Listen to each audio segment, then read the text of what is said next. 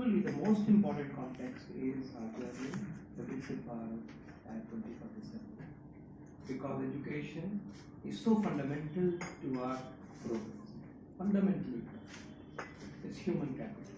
It's creating India as a knowledge capital of the world. It's about India being created as a R&D, a skill hub, and so on. That pathway is education, and therefore, above all, the context of Viksit Bharat 2047 is so crucial, so important for today's discussion.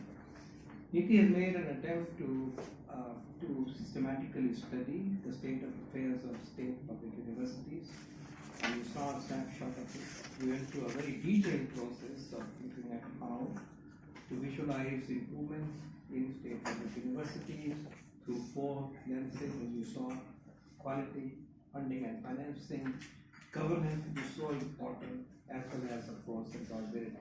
These are just the framework that we'll use. What we wish to achieve through this report is to create a buzz around these issues. This is about 80% of India's higher education. That's what everybody should note. And truly, we couldn't have waited longer than what we have done to be able to look at fundamental issues that concern the quality of education and the other important aspect that I referred to in our state public universities.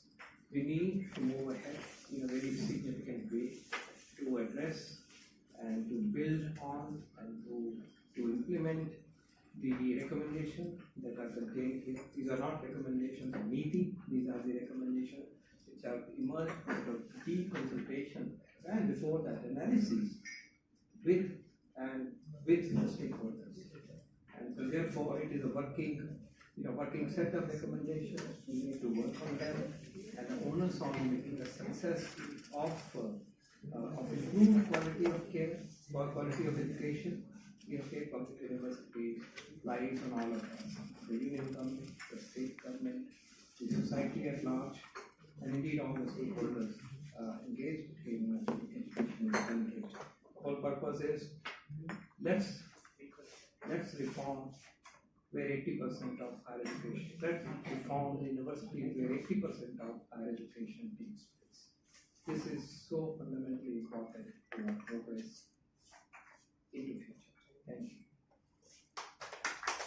That large number of, rather the maximum number of students they are studying in the state system, and the data which has been presented, this is Aisha, is more than 80% of the students are there in the state universities and its affiliated colleges. So therefore, a lot needs to be done together and mostly in the state arena. It's also a matter of great happiness that this is coming in the backdrop of the recent budget announcements which were made by the Honorable Finance Minister, and there the states can definitely chip in and see that how those announcements can benefit the students who are in the state governments. Notably amongst them were PMRF, about 10,000 research fellows are to be selected in the coming 5 years. Similarly, the strength of IITs, the seats will increase so that there will be about 6,500 more students going to the second generation IITs. Another basic announcement which will be very much useful as far as the states are concerned was starting of a scheme called Bharati Bhasha textbook scheme. All of us know, and NEP has emphasized it, that anybody who studies in his or her own language, he is able to do better, and the research has, there is enough research on this to show that anybody doing understanding his or her understanding is better if the things are the teaching, learning and the assessment that happens in the own language. So in that connection, this scheme has been announced. The department is very actively working on it, and I'm sure that very soon we'll be able to bring a number of textbooks which will be in the regional languages, which will benefit mostly the students who are there in the states. Similarly, the Center of Excellence for AI in Education, that has been also announced with an outlay of about rupees 500 crore. this is also going to benefit a large number of students, especially the students who are, because of some reason or the other, now not able to come into the education mainstream. If imagine a situation in which everything is available to you on the click of a button, which can teach you that the places which do not have good quality teachers, the places where we are not able to reach in terms of the material textbooks. If those things become available to the students, then I am sure that states would benefit immensely and country as a whole will grow. As far as the Department of Higher Education is concerned, we are committed to implement the National Education Policy, which is a transformational policy as far as the education system is concerned, 2020. In that direction, one of the interfaces which the department has with the states is PM Usha, Pradhan Mantri Uchchata Shiksha Abhiyan, where there's an outlay of about 13,000 crores for the period 2023-24 to 25-26.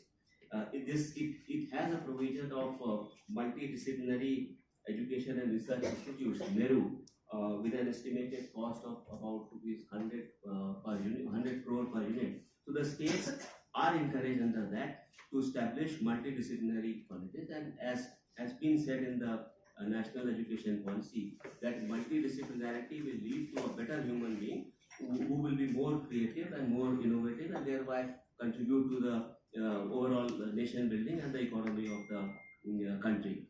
Similarly, there is a program of the Department of Higher Education called Malviya Mission Teacher Training Program, where extensive teacher training is being done through 144 Malviya Mission centers, and states are encouraged to undertake trainings there, because many a times it happens that states may not have the wherewithal, the expertise to undertake the training, or they may not have the money to do that. So this mission builds up, addresses that gap, thereby providing training to the teachers.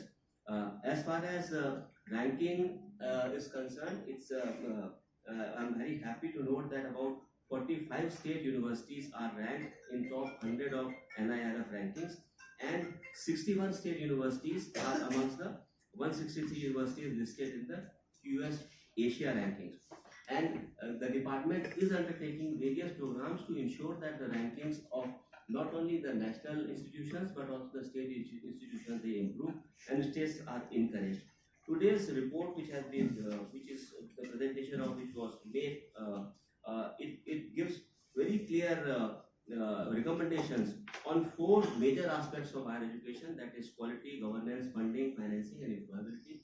I'm sure, and there are a large number of recommendations there. States alone as well as together, they can, if they start prioritizing and implementing this, I'm sure the country as a whole will be able to do a lot as far as the higher education is concerned. Thank you very much. As for human capital as a whole has provided guidance to this pioneering report on education.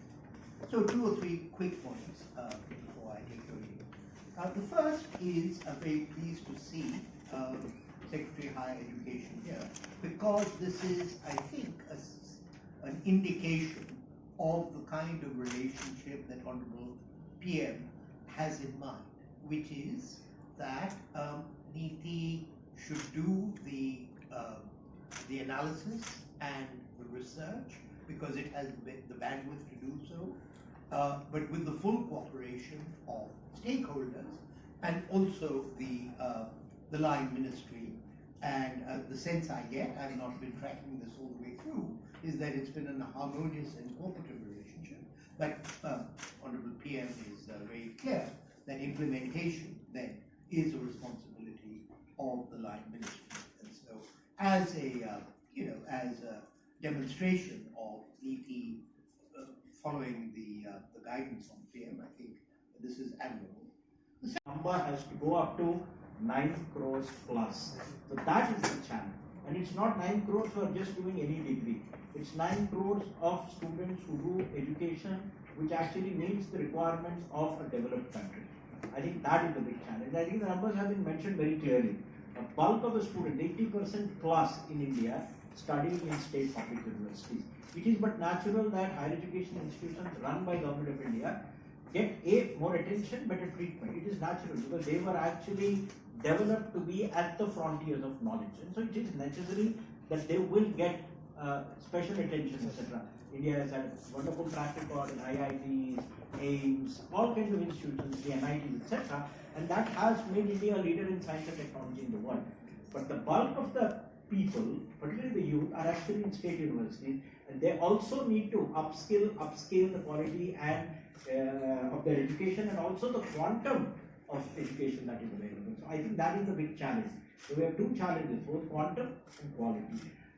The good thing is, I think for the first 50, 60 years, there was very little Government of India support apart from UGC grants, which used to go to state. It began with RUSA, but now massively expanded under what Secretary of Higher Education said, PM Kusha. It's one of those rare programs where state public universities are being given assistance directly by Government of India based on some methodology. I think the system also has some schemes and plans to have universities of excellence even at state level. I think MERU they are called. So I think the whole idea is to have a state public university ecosystem which is comparable to what has been set at the national level through the national universities. I think that is the goal. Given that there are a lot of constraints within which the state public education system works,